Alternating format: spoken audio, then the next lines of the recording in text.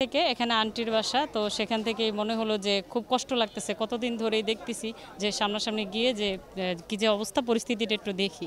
তো সামনের গেটে আসছিলাম, আমাদেরকে ঢুকতে দেয়নি, বললো পিছনের গেটে ঢুকতে, পিছনের গেটটাও বন্ধ করে রাখছে অলরেডি। আবার সামনের গেটে আসলাম যদি দেখতে পারি আর কি।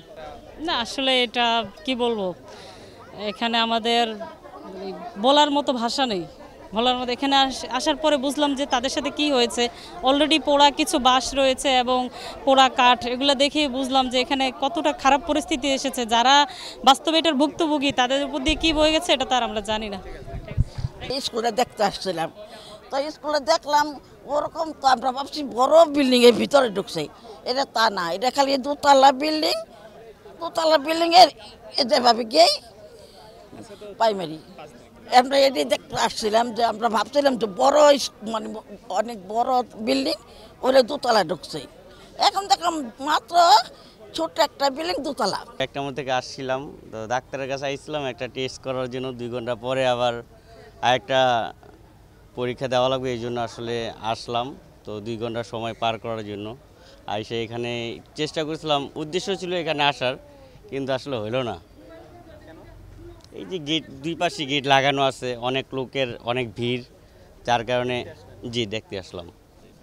মিরপুর 1 নম্বর থেকে আসছি, দেখার জন্য আসছি, কিন্তু এখন দেখতে পারি নাই। ঢুকতে দেয় না, দেখতে পারলে বেশি ভালো লাগতো আর কি, মানে একটু ইয়ে লাগতো। এখন তো দেখতে পারি নাই, দেখার ইচ্ছে আছে। মানে যে জায়গায় যে ওই যে ভবনটা ইয়ে হয়েছে না, ক্লাস পড়া গেল, বিমান পড়ছে যেই জায়গায়, ওগুলা দেখতে আর কি। বাচ্চাগো অনেক ইয়ে আসে নাকি, ব্যাগটা এগুলো আসে, ওগুলা দেখতে। এগুলো হয়তো শহীদের পিতা, আমি শহীদ সাকিব আঞ্জুবের। হ্যাঁ, এটা একটু দেখতে এলাম, অনেক বাচ্চারা এখানে শহীদ হয়েছে।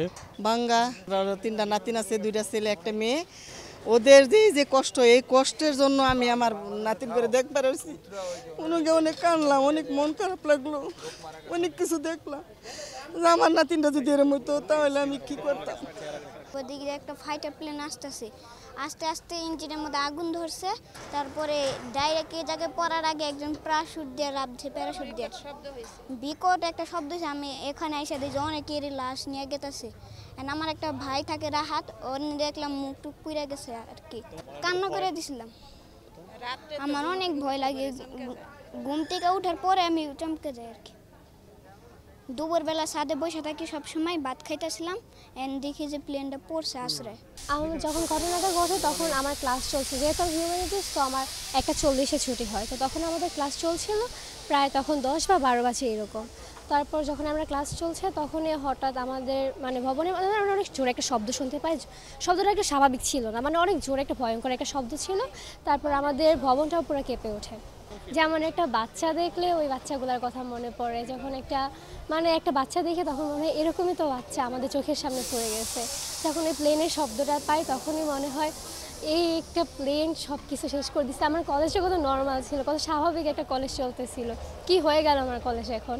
আমাদের 1টা বাজে কলেজ ছুটি দিয়ে দেয়, তো যাদের রিটেক ছিল বা কোচিং ছিল শুধু তারা ভিতরে স্টে করছিল। আমার কিছু ছিল না বলে আমি বের হয়ে গেছিলাম কলেজ থেকে। আমি আর আমার কিছু ফ্রেন্ড আমরা সাইড দিয়ে হেঁটে হেঁটে আসছিলাম। সাডেন দেখি একটা ভয়ানক শব্দ। নর্মালি আমাদের এখান থেকে কিন্তু অনেক প্লেন ক্রস করে, আমরা অভ্যস্ত জিনিসটার সাথে যে না প্লেন ক্রস করে, কিন্তু জিনিসটা আমাদের অ্যাট্রাক্ট করছে, যেটার দিকে তাকাইতে আমরা বাধ্য হয়েছি উপরে, যে কিসের এরকম সাউন্ড আসতেছে। এরকম সাউন্ড আমি কখনো শুনি না এর আগে প্লেনটার।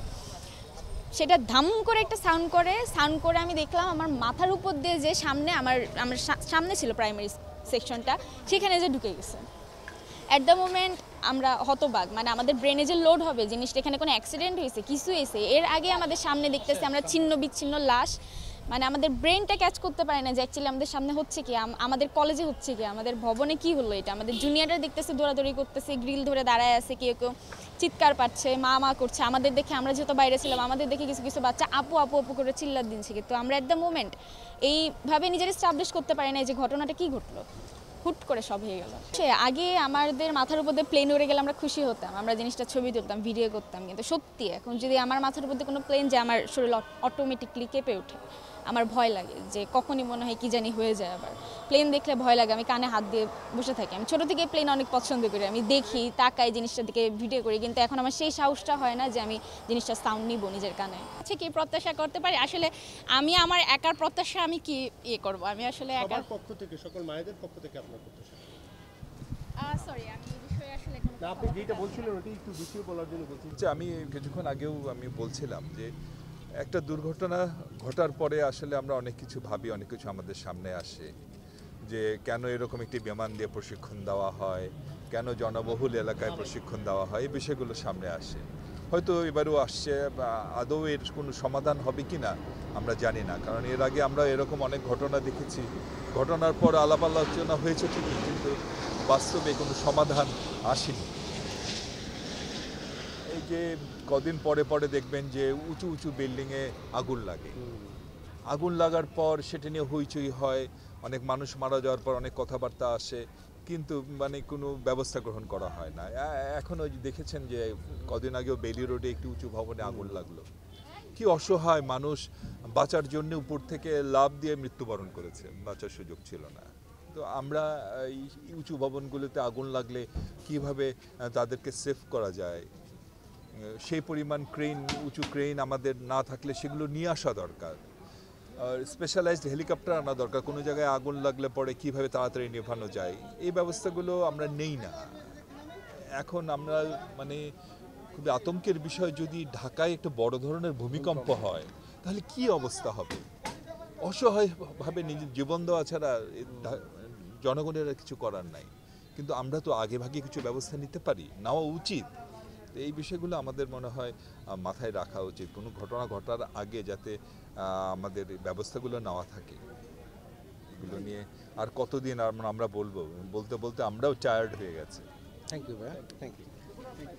জনতা আসে, যাইতেছে, আসতেছে, আমরা যতটুকু পারি সহযোগিতা করতে। মানে যে এখানে একটা ঘটনা ঘটছে, একটা দুর্ঘটনার শিকার হয়েছে, এই কারণে সবাই দেখতে আসে। যে স্যার এরকম ধরনের কোনো কিছু আমাদের কাছে নাই, তবে আমরা এতটুকু জানি যে আপনাদের একজন আছে যে সার্ভেয়ার, ওনার সাথে আলোচনা করে আপনারা ঢুকতে পারবেন। তাহলে আমরা ওটা জানি না স্যার, আমি জানি যে আপনাদের না ওনারা ঢুকতে পারবে না স্যার।